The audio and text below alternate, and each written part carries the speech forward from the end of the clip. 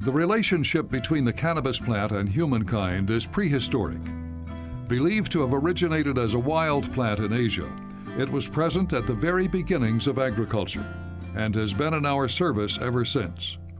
The small seed of the cannabis plant is a highly nutritious food and also produces a high-quality, multi-purpose oil. Its stalk is the source of a durable fiber which helped provide the raw material for clothing the earliest human communities. Hemp probably is the oldest crop of multiple use benefits to humankind, as far as we understand it. You could eat it, and you could wear it, to say the least. Hemp seed is the #1 most nutritious food you can put in your body. Gruel is hemp seed and water. Entire civilizations have subsisted on it for times of famine. The smoking or ingestion of the budding parts of the cannabis plant for their euphoric effects has also played a part in our history as social custom, medicine, and as a religious ritual. The Scythian warriors coming out of Mongolia and the steppes of Europe over there carried this herb into battle with them. It was both a medicine and a relaxant, and they found Scythian princesses buried with it in their pouches alongside their weapons and their horse. Cannabis sativa has been used all over the world by a wide variety of cultures in a wide variety of different countries. It's by no means anything unique to the United States. And so I think as people began to use cannabis sativa in a wide variety of ways, they began to notice that there were really a lot of distinctive different uses, one for industrial purposes. So a lot of varieties were specifically bred for industrial uses, primarily for the fiber and the oil that came from the plant. Whereas other cultures were more interested in using cannabis sativa for other more personal uses or cultural purposes, and that would be those varieties that have the higher THC content. Our own language reflects the dual nature of the cannabis plant and reveals a certain disconnect between the two aspects of the same species of plant. Hemp is the common name for the once important fiber crop, which was cultivated in North America beginning with the arrival of the Europeans. The word marijuana, which originated in Spanish-speaking America, conjures a very different image and history.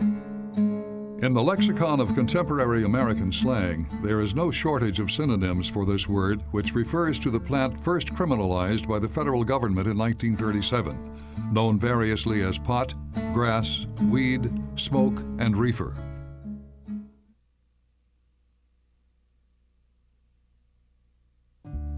The history of hemp in America begins with the first agricultural endeavors of the colonial period. Hemp had been an indispensable article of trade throughout Europe since earliest times, and had been used virtually all over the world to make all types of fiber-based commodities, from clothing to fishing nets to writing paper. In England in the 14th, 15th, and 16th century, there were provinces and areas of England where it was mandatory that the people grow some block of hemp for the kingdom. Despite the need, a less than prolific hemp culture existed in the British Isles, resulting in a chronic reliance on imported fiber. That dependency caused considerable anxiety for the British, especially whenever war threatened to cut off their supply. With the establishment of colonies in North America, the English were eager to introduce the seed and strongly encouraged the colonial farmer to plant hemp alongside his other crops. Key to their enthusiasm was that no other fiber was as well suited for transformation into the strong, flexible sails, rope, and rigging so important to the British Navy. Hemp was excellent in this regard as it resisted the corrosive effects of salt water, and when it did begin to fail as rigging, it was picked apart and used for caulking the hulls of the wooden ships. Hemp was an essential commodity for a nation which wished to expand its influence and its wealth by dominion over the world's oceans. For all its utility, hemp culture expanded very slowly in colonial America. In the South, it lagged behind tobacco, which became a very profitable article of trade for the colonists in Maryland, Virginia, and the Carolinas. Despite persistent urging from England to produce more hemp, the Southerners were content to rely on tobacco as their chief money crop. In 1700, Massachusetts attempted to encourage her fledgling hemp industry by requiring all manufacturers of rope to use only fiber grown within her borders. The early shipbuilders along the northeast coast, whose industry had always been dependent on imported hemp, saw the value of a ready supply of good fiber on their side of the Atlantic. George Washington, a hemp farmer himself, saw great potential for the Virginia farmer, but lamented the glut of foreign fiber, mostly Russian hemp, in the colonial market. Despite the many years of inducements and prodding, Americans remained dependent on foreign hemp even as they achieved their own political independence. Freed from the constraints of their colonial past and looking for new and greener pastures, the more adventurous citizens of the new nation began to leave their homes along the eastern seaboard and follow the wilderness road through the Appalachian Mountains, or sail down the Ohio River into the rich, abundant lands of the West. The stories of the rich rolling lands and flowing waters of the central plateau of Kentucky enticed many across the mountains, as did the generosity of the Virginia legislature, which offered to deed 400 acres to those who would make settlement in Kentucky by building a cabin. As added incentive, those who planted corn would receive 1,000 more. Land was being worn out back in Virginia. There were all sorts of political and social problems developed in that on the eve of the Revolution and then in the Revolution itself. And land became a magnet that drew people west, almost in a frantic population movement. They dreamed, and I don't, historians have discussed this, I don't actually know how firmly most of them knew about this or dreamed of the Eden of the West, that here they would get away from their troubles back east. Here they would certainly make their fortunes in this good land. The first documentation of hemp being grown in Kentucky was in 1775, and that was by Archibald McNeil in Boyle County, and he grew a small crop, not for sale, but probably just for home use. Hemp can be grown in a wide range of climates and conditions, but factors like the length of the growing season, soil quality, amounts of rainfall, and proper drainage are critical to the strength and length of the fibers the plant will produce. The dark, fertile soil and mild seasons of central Kentucky seemed particularly well suited to the task and produced tall, healthy stands with strong fibers and a minimum amount of wood in the stalk. If you direct plant seed in the soil, it comes up, it's a weed, just like tobacco's a weed. They both grow very quickly, and the hemp seed will grow and the other weed seeds come up, but hemp is such a vigorous plant, and the way we raise it, it's so thick, it'll outgrow all the other weeds and kill them. It shades them, and they die. The plant's natural hardiness and resistance to disease helped it proliferate on the frontier, despite the primitive farming methods. A farmer could sow as much seed as he had available, and in a good season be assured that he would have a substantial crop in just a few months. Once harvested, the fiber suffered very little from spoilage, making it ideal for storage and transport. The chronic shortage of cash money on the frontier also made hemp a valuable commodity for farmers who could exchange their crop in payment for needed goods. In 1788, the first newspaper in the West, the Kentucky Gazette, established in Lexington the year before, offered to take bundles of raw hemp in payment for subscriptions. By 1800, Kentucky's log cabin economy had been transformed into a diverse and thriving agricultural economy, and the pioneer's little hemp patch had become a profitable and extensive enterprise. John Wesley Hunt, the state's first millionaire, made a substantial part of his fortune in the wholesale trade and manufacture of hempen products.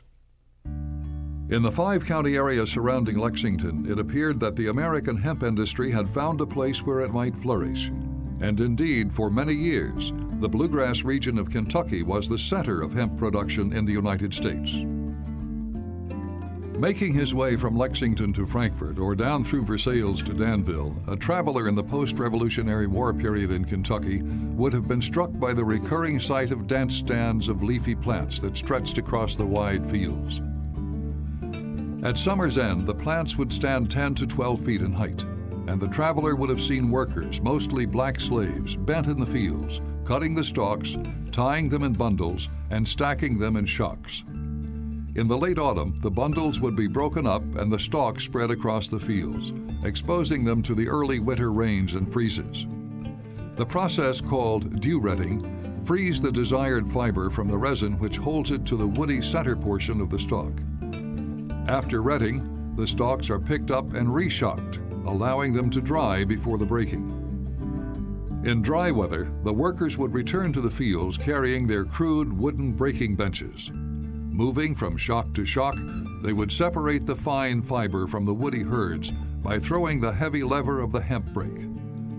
The extracted fiber was then tied into loose bundles and stored in a dry part of the barn. At the end of a day of breaking, the piles of discarded herds were burned in the fields, signaling the end of another growing season.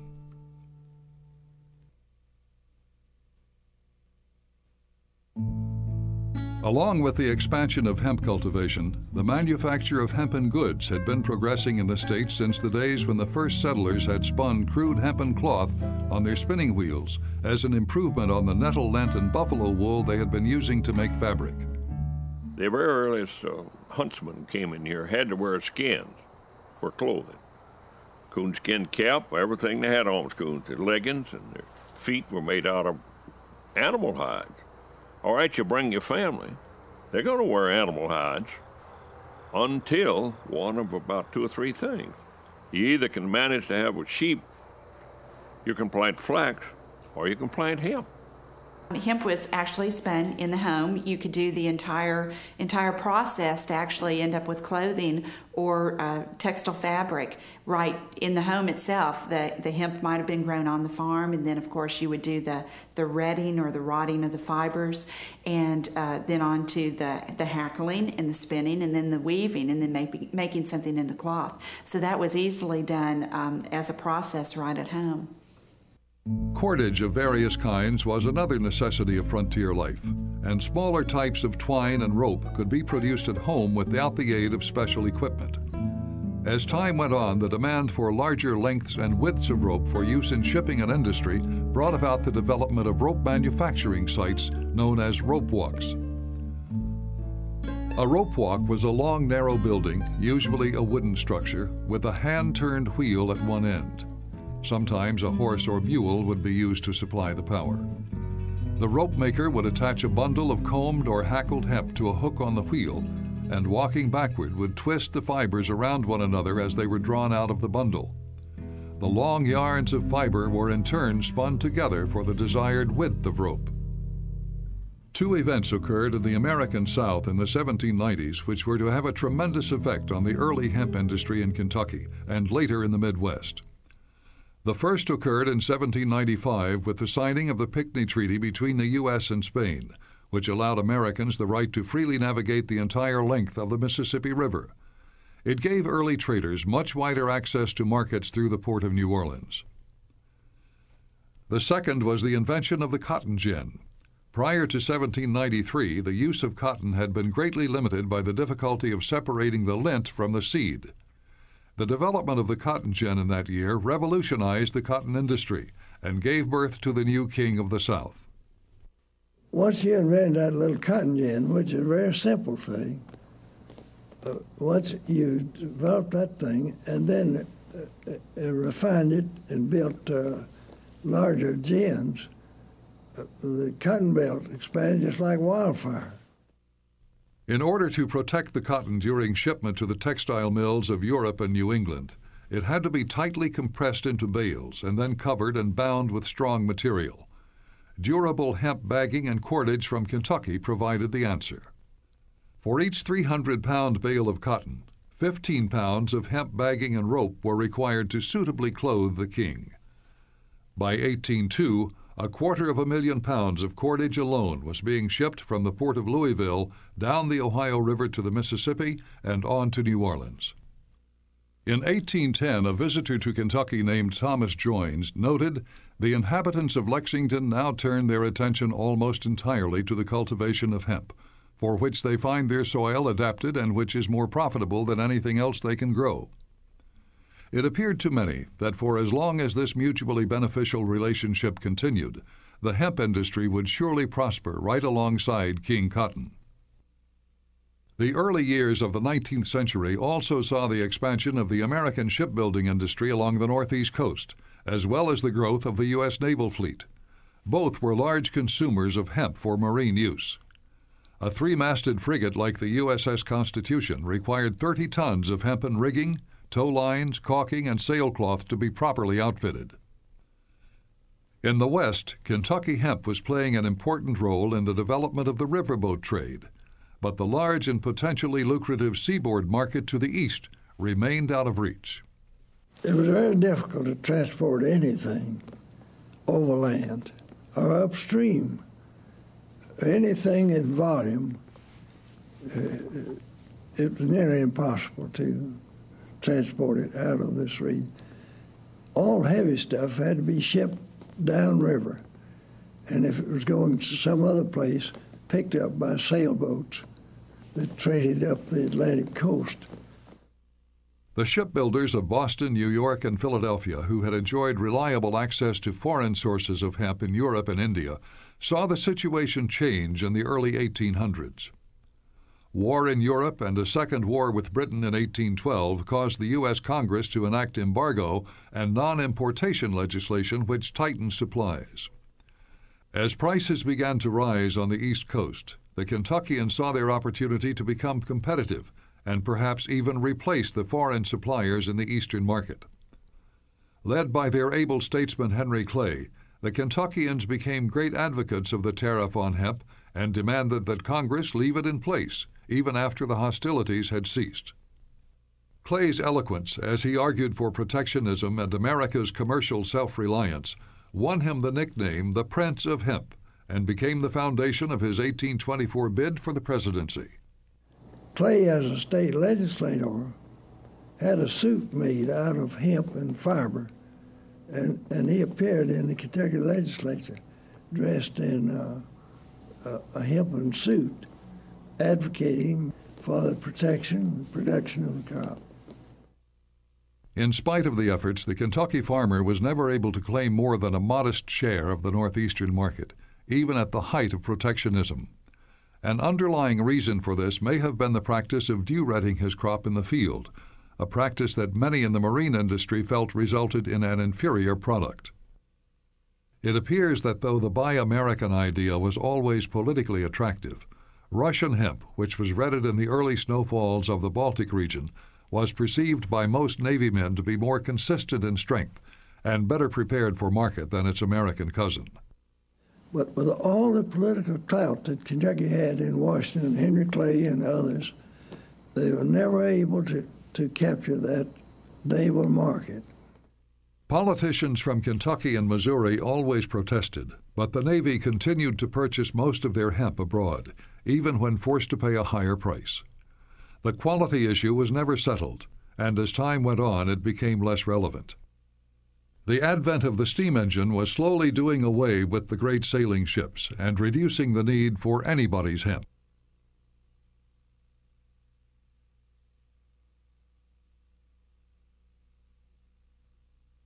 If a golden age of hemp culture ever existed in America, the decades leading up to the Civil War could make the claim.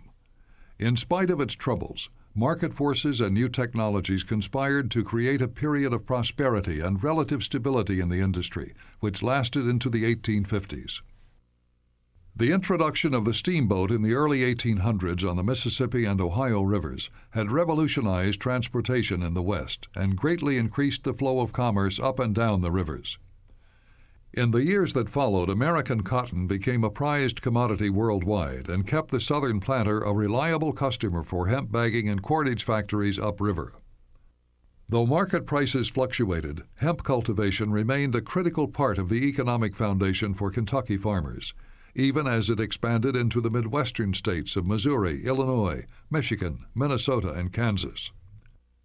During this period, Kentucky hemp continued to be the state's leading money crop, second only to livestock in returning dollars to the farm. In 1849, the state could boast that it possessed 1/3 of the nation's hemp factories. There were some 159 in operation statewide, producing bale rope, cordage, linen, duck canvas, bagging, and sailcloth. Production in the U.S. peaked in 1859 on the eve of the Civil War, with a bumper crop of 40,000 tons of raw, field-broken hemp. The growth of the hemp industry in antebellum Kentucky was generated in large measure by the use of slave labor. Slaves had been brought to the area as early as 1775, and their number had steadily grown. It is not accidental that the largest concentrations were located in the hemp-producing regions of the state. Hemp and slavery were almost synonymous. At that moment when you needed help, you had to be thoroughly convinced that you had help enough to handle the crop. You didn't need them all year, but you certainly need them, maybe at planting time, but desperately at harvest time. Compared with the cotton-producing states, Kentucky's agriculture had remained more diverse in nature, keeping her less dependent on slave labor, at least directly. However, Kentuckians were actively involved in the slave trade, and many Kentucky-born slaves were sold to work in the cotton fields down south. With the outbreak of hostilities at Fort Sumter, the Southerners immediately declared an embargo on cotton and halted all exportation of its most prized commodity, believing an international shortage would be a good bargaining chip with the Europeans, especially the English, who were extremely dependent on cotton to keep their huge milling industry humming. As a matter of fact, that was a basic factor in the Southern hope in the Civil War, that Britain would come in on the side of the South. Britain, however, had on hand, I saw the figures not long ago, enough cotton to run, I think, 3 or 4 years. So Britain didn't need the cotton. And that was a miscalculation on the part of the South. The naval blockades and strict prohibitions on trade imposed by the North guaranteed the economic isolation of the South. For the hemp industry in Kentucky, its fate historically and literally tied to cotton, the war dealt a severe blow from which it would never fully recover. With the halt to all shipping of rope and bagging downriver, factories throughout the state began to shut down. The only potential bright spot for the industry during the war years was that with the sudden withdrawal of cotton from the textile market, other fiber crops were considered as possible substitutes for use as clothing. In Kentucky, the practice of weaving hemp on old hand looms experienced a revival, and several factories were brought back into production, making cloth from both flax and hemp in the hope of cashing in on the scarcity of cotton. The war also increased the demand for ship sail and rigging, and the War Department attempted to purchase domestic hemp where it was available. However, with the disruptions to the workforce and supply lines, no one was able to take advantage of the situation. In fact, the war helped to speed the adoption of many nautical innovations, such as steam power, wire rope, steel hulls, chains, and rods, all of which would forever change the role of hemp on the high seas.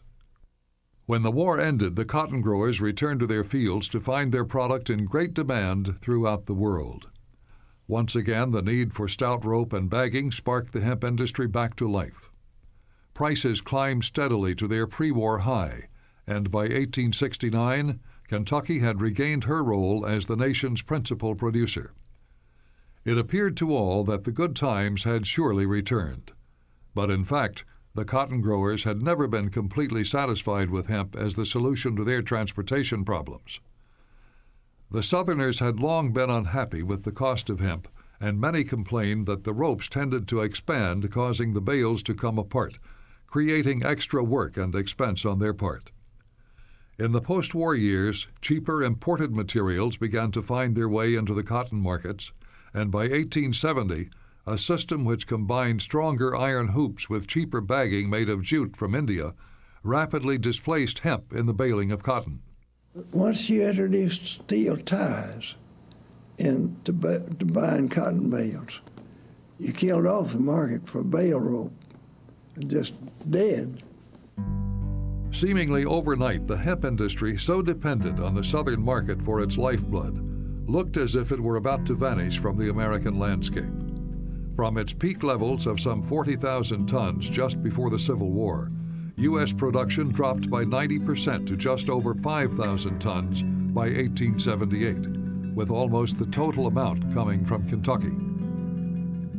The last decades of the 19th century saw the further retreat of hemp culture in America as the market became dominated by an abundance of cheaper, imported fibers like abaca from the Philippines, sisal from Africa, henequen from Mexico, jute from India, and hemp from Russia and Italy. In 1900, Kentucky's famous novelist James Lane Allen published a poetic remembrance of the industry. In his novel The Reign of Law, subtitled A Tale of the Kentucky Hemp Fields, he revels in his boyhood days in old Kentucky and laments the fall of the one-time great crop from its place of honor. The Anglo-Saxon farmers had scarce conquered foothold, stronghold, freehold in the western wilderness before they became sowers of hemp. Away back in the days when they lived with wife, child, flock in frontier wooden fortresses and hardly ventured forth for water, salt, game, or tillage, hemp was growing tall and thick near the walls of the fort. Hemp in Kentucky in 1782, early landmark in the history of the soil, of the people, cultivated first for the needs of cabin and clearing solely, for twine and rope, towel and table, sheet and shirt. By and by, not for cabin and clearing only, not for tow-home-spun, fur-clad Kentucky alone. To make way for it, a forest the like of which no human eye will ever see again was felled. The roads of Kentucky, those long limestone turnpikes connecting the towns and villages with farms, they were early made necessary by the hauling of hemp. For the sake of it, slaves were perpetually being trained, hired, bartered, lands perpetually rented and sold, fortunes made or lost. What phase of life went unaffected by the pursuit and fascination of it? Thought, care, hope of the farmer oftentimes throughout the entire year. Upon it depending, it may be, the college of his son, the accomplishments of his daughter, the luxuries of his wife, the house he would build, the stock he could own, his own pleasures also, all these depending in large measure upon his hemp, that thickest gold dust of his golden acres.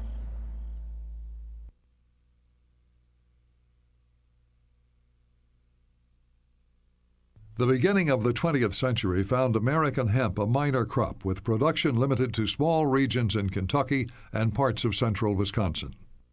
The U.S. farmers still contributed a small amount of hemp to manufacturers of baling twine and thread, but the wide variety of low-cost, high-quality fibers readily imported from third world countries, like the Philippines and Africa, kept domestic hemp production at marginal levels. Always the war baby, the interruption of shipping caused by World War I created some interest in American hemp, and production increased each year of the war's duration, but quickly waned with the return to peacetime. During this period, a new chapter in America's relationship with cannabis began to take shape. During the early 20th century, we began to see a lot more evidence that people were smoking various varieties of cannabis sativa that were specifically bred for their THC content. During this period, we had a lot of hashish coming over from the Orient, a lot of coca coming up from South America, a lot of opium coming from both the Middle East and again Southeast Asia. So I think we began a whole different drug culture, which created, I think, a whole different perspective on this particular plant, cannabis sativa, which introduced a lot of varieties that were very, very different from the varieties that Americans were historically accustomed to.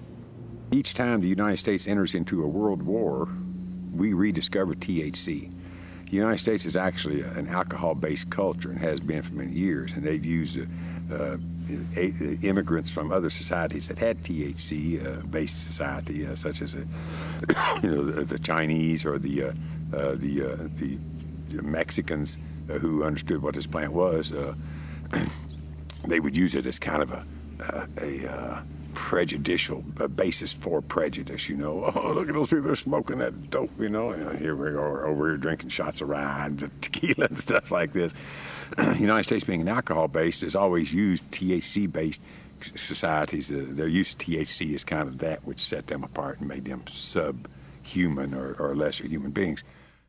The first laws against the use of marijuana were enacted in the early 1900s in the southwestern states along the Mexican border and in Louisiana, where West Indian sailors had introduced the smoking of marijuana into the nightclub and early jazz scene of New Orleans. By the 1920s, marijuana use was showing up in other urban areas, and a campaign against reefer madness had emerged, featuring sensationalized films and newspaper accounts describing how honor students became crazed or homicidal after smoking a marijuana cigarette.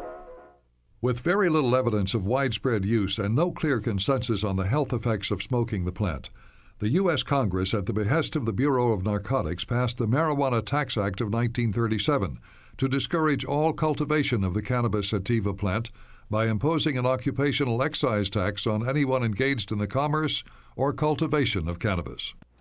The operative part of the Marijuana Tax Act was a transfer tax, and for transferring it pertained to the leafy part of the plant as far as the transfer tax, and there was a fee of $1 an ounce if it was to be transferred to a registered participant.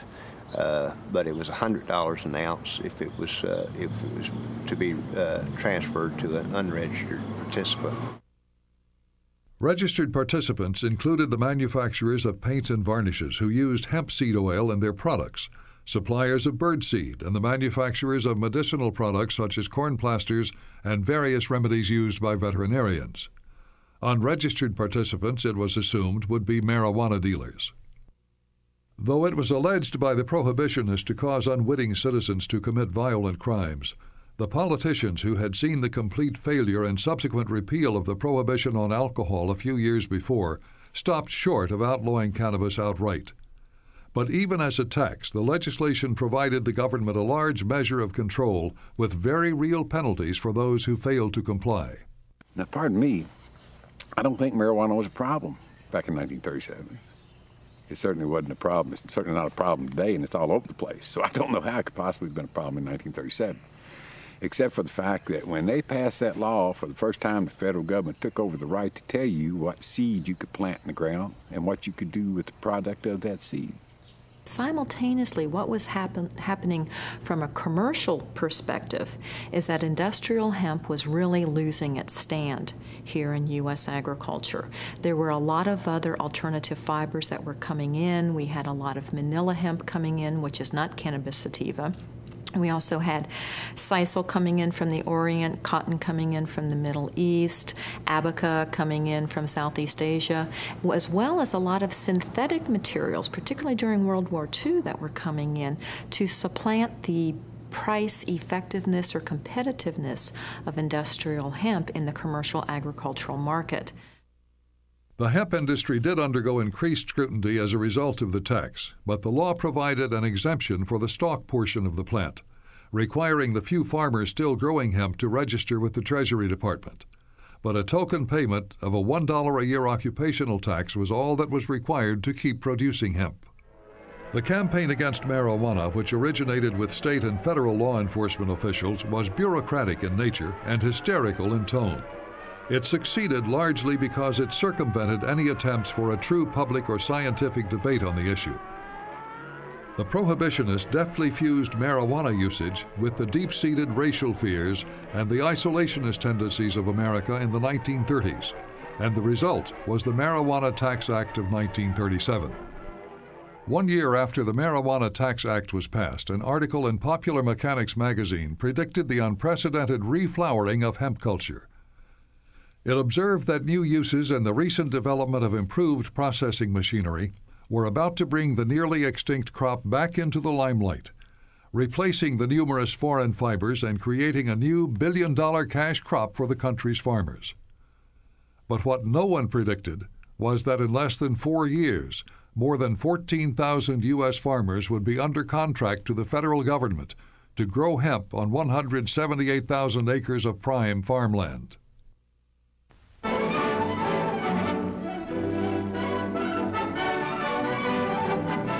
Like the First World War, the outbreak of World War II halted the importation of hemp from Russia and Italy.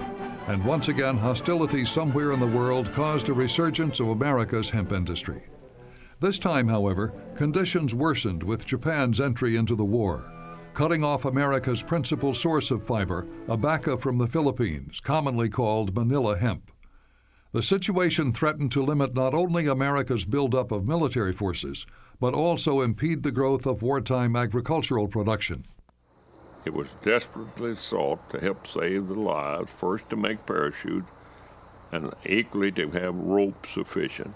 And then they found out those little U-boats, two-man German subs could shoot a hole in the ship, but it wasn't too damnish big.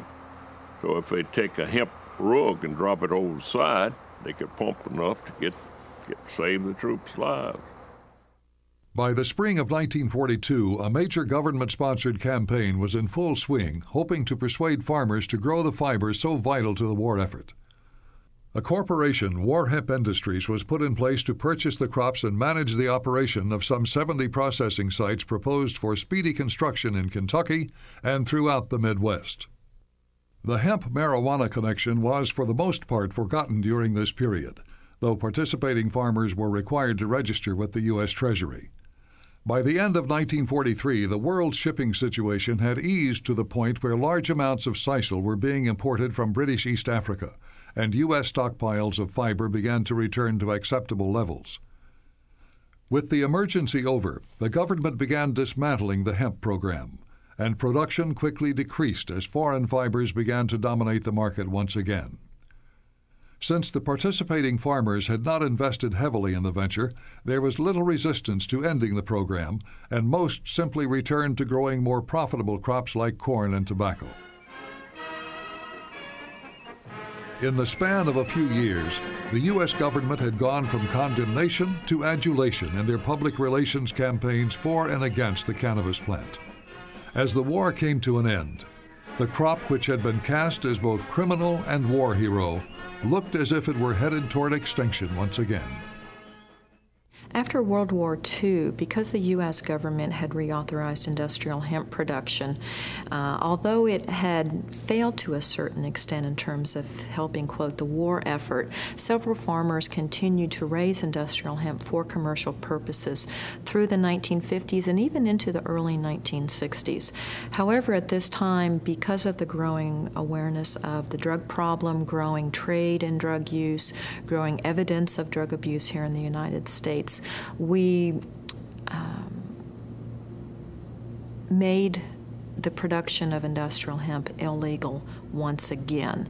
This first happened in the 1950s, but some of the laws that were put in place weren't very clear. There were some loopholes around them, etc. So farmers continued to raise industrial hemp for the next couple of years, but commercially it was a failure, and legally they continued to get themselves into trouble. So it really pretty much collapsed in the early 1960s. 67, Kentucky threw the baby out with the wash. They just said, boom, anything to do with hemp, including the plant of the seed, is wrong, illegal. Then the feds got smart and came along, what, 70, 68 or 70, somewhere. And you wonder why the people quit roaming and looking for it in the country. They found out they got more headaches than they did highs, because it's a farrow plant or a wild plant which came from the seed. The seed will stay in there as something for a very long period. It wasn't doing them much good. That's the reason it's become the largest of all crops in America, but it's treated horticulturally rather than agriculturally. Exactly where it came from, and how it got to be a part of our society from the 60s on it's unclear. Some people theorize that it was the soldiers who came back from World War II. A lot of them had served in the South Pacific and in a lot of the tropical and subtropical countries where marijuana was still a part of life there. It was part of their religion, part of their customs, And so when the soldiers came back, some of them brought that custom back with them. At the end of the Korean War, World War II, they really came down on it. Life in prison for a joint. They really suppressed it. They didn't want all these soldiers discovering THC and coming back here, having discovered it. Same thing at the end of the Korean War. At the end of the Vietnam War, not only did they lose their control of war-making apparatus and the way to make war, their inability to control the Vietnam War was also mirrored by their inability to suppress this plant with the soldiers when they discovered it over in Vietnam. And so they bought it back and turned on my generation to it. I was turned on to marijuana by a very good friend who was an airplane mechanic in Bangkok, Thailand during the Vietnam War. He came back with a duffel bag full of it and says, "Here, try this." And I trusted him. He later became a doctor. I knew he was smart. I knew he knew what he was doing. He turned me on to marijuana, and bless his heart, saved my life. When I was in college, in the graduate school down in Stanford, going through the writing program, we lived in a little community called Perry Lane. And one of our good friends and neighbors was a guy that was enrolled in the drug experiments that were going on in the VA hospital. He didn't really want to do it. Psychologists, by their nature, are cowards. They wouldn't be psychologists. So he said, "Here, you go and do it for me. You get $20 a day. You have to go in every Tuesday at about 8:30. They give you something, and then they test you with test your urine and your blood sugar. They test your reflexes. They see if you can add and subtract. About every hour, they'd come through and do this stuff. And where they were doing it was on the ward in the old Menlo Park hospital, a VA hospital. And when I looked out through this little window, one of the little windows that have chicken wire inside of the glass, and looked out there at the ward and saw these people out there, I realized that these people knew something that the doctors didn't know. They were crazy and they were in pain, but they were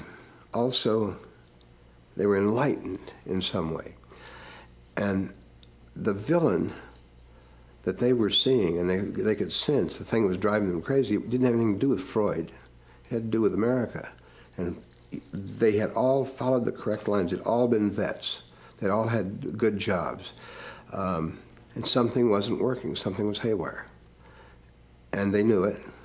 And either they had to become unpatriotic or just go ahead and be crazy. In the 1960s, it was a really interesting time period because there were two different cultures that were running parallel to one another. And in many ways, they were really parallel because rarely did they cross. And when they did cross, it usually created some sparks. The one culture was the little home in the suburbs with the polyester suits and the synthetic life of two cats and a dog in the garage and the whole bit. And then there was the counterculture, who was really, I think, pursuing more the natural way of life. They were trying to become more grounded, more environmentally conscious, and more concerned about the things that they were putting into their bodies. And so at that time, drug use took, I think, an interesting twist in that a lot of people were very interested in psychoactive experimentation and turned to a lot of chemicals like speed and acid, for example. But there was also a very strong movement at the time to move into the natural things of life. So at that time, people began to be very interested in marijuana, also very interested in natural clothes, cottons, flaxes and linens and silks and wools, things that were more consistent, I think, with their kind of back to the woods, simple lifestyle.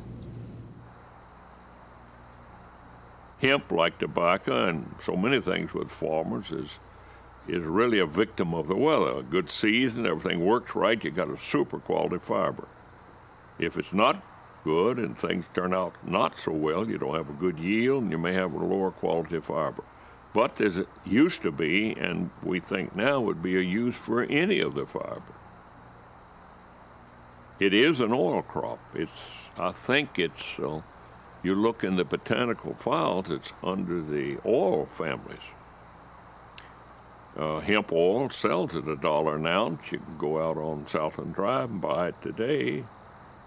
I think it's $20 a bottle for about 18 ounces, or less, 16 ounces maybe. Hungarians, we've talked to a man in Canada whose parents were from Hungary. He went back to the villages they came from, and they grind up the seed and make hemp butter, just like we have peanut butter. Very nourishing. They feed the school children. And if you take the oil out of it, it's just like soybean meal. You feed all the animals. So, history, the book's full of it. It's a matter of, can we think we've grown so wise or naive or just plain illiterate, that all of a sudden the crop is all bad. And the phenomenon is, when you're eating popcorn, corn makes whiskey. You don't really think about that when you're eating popcorn, though. Or if you like real good sweet corn in the springtime, and wait till hope you can get some, you don't sit there thinking about a bottle of whiskey. The damn plant can make anything out of it. It's the paper that the Constitution is written on. I used to put up hay with hemp string, by far the best string. The plastic stuff is just terrible to fool with because there's all shreds and the cows get it in their toes and you can't get rid of it. The sisal, which we buy, that comes from India, it doesn't have those nice long staples that hemp has. And I've got a big ball over the house made out of hemp twine. And this area would just be a wonderful place to grow it. And you can grow that big old stuff. You can grow it as high as this barn. You don't have much potency to it at all.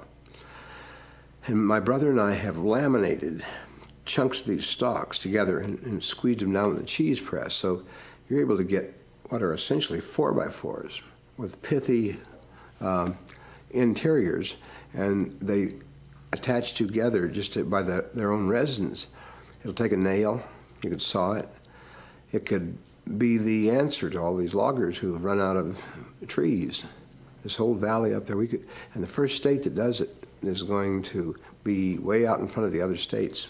I have talked with many older women that are farmers that are sincerely interested in industrial hemp as a cash crop. They understand the historical basis of where we've grown industrial hemp. They've done an incredible job of researching what other countries are doing in terms of raising industrial hemp. And they're very interested from a very sincere economic point of view. Could this be the next cash crop for the American farmer? Is there some hope here? There's another faction that supports industrial hemp, not so much from an alternative fiber perspective, but from the group or the faction that's really sincerely interested in legalizing, if not continuing to decriminalize, the use and production of marijuana in the United States. So there is also a very strong pro-marijuana lobby that's acting that would also like to see industrial hemp being legalized because it's a foot in the door. They're both cannabis sativa. Let me put it like this. Some people who don't know me give me a reputation for wanting to legalize drugs. I do not want to do that. I'm in the business of trying to license and regulate cannabis as a crop. Tomatoes are legal. Alcohol and tobacco is licensed and regulated. And I seek to license and regulate, take it out of the black market status, just cannabis now. I would take the law enforcement dollar, which we would save off of the that we're currently spending on detecting, arresting, prosecuting, and incarcerating people who associate with the cannabis plant. If we change the laws, we'd save all that money. I would go after the hard drugs. I'd go after the synthetic drugs, the crack, the cocaine, the heroin, those kinds of synthetic drugs, man-made drugs, which destroy the spirit and overcome rights of determination and self-choice because they're addictive and destructive to the body. The spirit itself has become corrupted. everybody knows that the coke is bad stuff, and that it has bad spirit. It runs through a gamut of people that are against enlightenment. They're wanting you to try this stuff that makes you feel powerful, and then it goes away in about 10 minutes. And the people, the local people that we know, are growing little dabs of grass and stuff. Their stuff isn't that strong, but you don't want it that strong. It's one thing that we've learned is you don't need a huge bunch of anything. You can get the same effect with just a little bunch. And we're mature enough to be able to make those kind of decisions. We've never heard it debated. We've never heard this gateway drug thing debated. You know, they say well, grass leads to heroin. You can say the same thing about milk and gin. If I took this low THC and tried to produce a marijuana, you'd have a hell of a headache. You wouldn't get any, whatever the euphoric is. There's no question that people in Canada can testify they've had no problem with any plot of this stuff, either in England or Canada or some of the other, Germany. Germany had enough intestinal fortitude when they took East Germany, they paid one fellow $750,000 to quit raising it, and less than 10 years now they've turned it loose. Then the German farmer can raise it. They learned. They were willing to say we made a mistake. Bam, go on and do something to raise the fiber to help mankind. Did you hear that plane go over a little bit ago? Mm-hmm. That's a sheriff's deputy's plane. It's a white plane with black wingtips. And it starts about this time in May and continues to fly over our place every day until way late in the fall. And the guy knows I'm not growing anything, and I know he knows. But that's not it. There's sort of a Indian wrestling going on here. The Drug Enforcement Agency really has continued to fight this issue very, very hard. And from a legal perspective, the U.S. government continues to make no legal distinction between industrial hemp and marijuana. However, interestingly, in terms of our international trade treaties that we have signed, for example, through the GATT or through the World Trade Organization, we do make a legal distinction between marijuana and industrial hemp. And that's why we permit the importation of industrial hemp products in the first place. For the industrial textile aspects of it, I would let the market control what happened to it. Since it doesn't have any drug content to be reckoned with, it has some, but it's negligible. It won't get anybody high or anything. I'd let the market control that and take the European example and let anybody grow as much as they could as long as they had a contract to sell it to somebody, which gives the market a self-regulatory perspective. You know, there won't be speculation in it. You know, your large landowners won't just go out and just plant acres and acres of it just so to keep the smaller farmer from doing it. If they don't have a market for it, they can't grow it. If they got a market for it, the industry wants to buy it and get a contract for it, yeah, you can grow it. It's not the money alone that's causing a furor. It's this emotional attachment, this very spiritual soul attachment to the land and its products. And that can run pretty deep. But that also can end very abruptly, too. I also think in terms of the people who like this as a fad, is that they sincerely believe that we need to get back to a more natural state of things. And industrial hemp is currently being touted as something that's environmentally safe, if not environmentally conducive to having a saner society, to be able to raise and produce products that are sustainable, that we're no longer raping and pillaging the earth. We're no longer cutting the trees down. We're raising a sustainable crop. We're no longer relying on the petrochemical industry, but we're raising a sustainable crop that's environmentally friendly. Now, whether these allegations are true or not, and how environmentally benign industrial hemp actually is, the economic realities, can we really replace wood pulp with hemp pulp? The realities of, can we really gear up all the cars to run on hemp oil rather than petrochemically based products, is irrelevant. The general public doesn't know, and for the most part doesn't care. What they're doing is buying into, I think, a symbol and making the statement that even though they don't quite understand the complexities of the world market, they're making a statement that they really want to do is go back to a more natural created environment and go back to a more natural market. I personally have no desire to support either side if it could be produced without the narcotic, that side of it, then I'd say glory be. But I think, I'm not in a position to make this pontifical statement, but I'll make it anyway.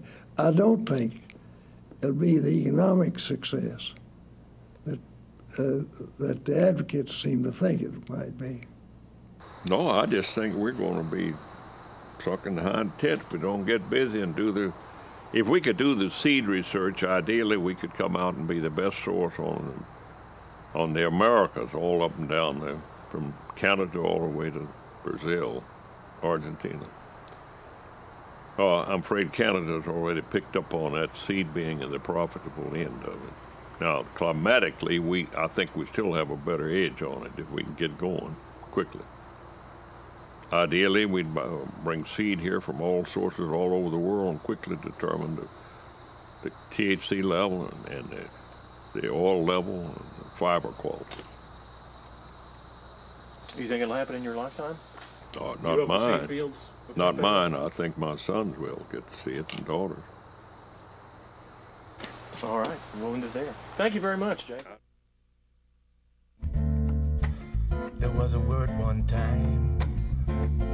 I used to know it.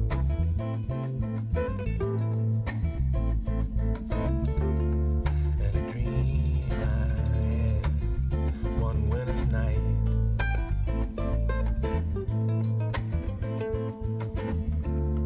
When the mountains in the east were the mountains in the west.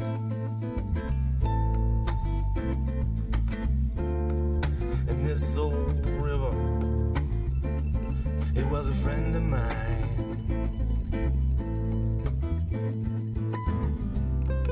The days unfold and spread their gold.